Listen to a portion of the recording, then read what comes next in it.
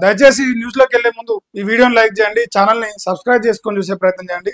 ఇక చూడరా 30 రోజులు జైల్లో ఉంటే పదవి ఊడినట్టే.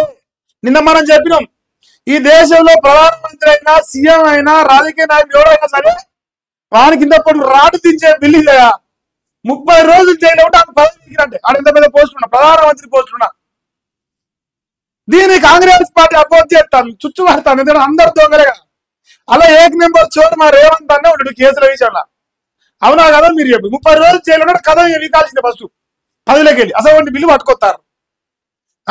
పదవి ఉన్నట్టే పిఎం సీఎం కేంద్ర రాష్ట్ర మంత్రులకు ఇదే రూల్ వర్తిస్తుంది. అంటే ఇప్పుడు అందరూ దొంగలందరూ వీక్తాడు పుసుక్కుని ఇది బిల్లు పాస్ అంటే కథలేగా.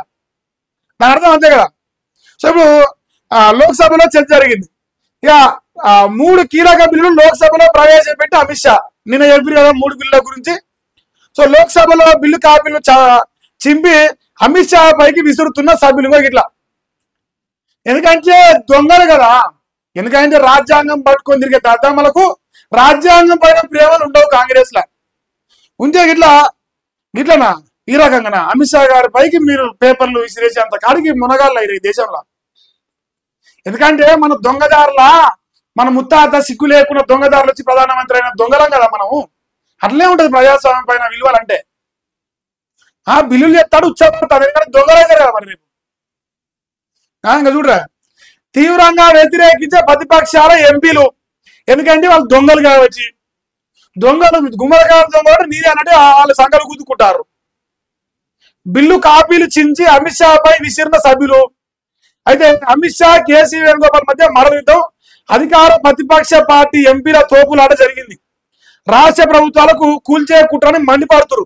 బిల్లు రాజ్యాంగ విరుద్ధం, ప్రియాంక గాంధీ చెల్లెమ్మ అన్నయ్య డైలాగ్ ఉంటుంది. ఆవిడ క్లీనరు పాలిటిక్స్ అన్న కేంద్ర ప్రభుత్వం నిరసనల మధ్య 3 బిల్లులను జేపీసీకి పంపిస్తూ తీర్మానం చేశారు. జాయింట్ పార్లమెంటరీ కమిటీకి పంపించారు. ఇప్పుడు ఇది బిల్లు పాస్ అయితే ఫస్ట్ రేవంత్ రెడ్డి వీక్తాడు, ఇక ప్రభుత్వం వీక్తాడు. ఎందుకంటే మా అన్న నెల కంటే ఎక్కువ ఉన్నాడు. ఇక మరి పార్లమెంట్ లో నేనైతే ఇంతవరకు చర్చ జరిగిందా?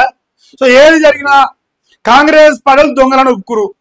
దొరలు బాజాబ్తా ఎన్డీఏ సర్కారు బిల్లు ప్రవేశపెడితే దొంగలు కానీ భయపడి దాన్ని వ్యతిరేకిస్తారు. ఏదైనా సరే బిల్లు పాస్ అయింది, దాని టెన్షన్ ఏంటి? ఈ దొంగల వల్ల ఏది కాదు.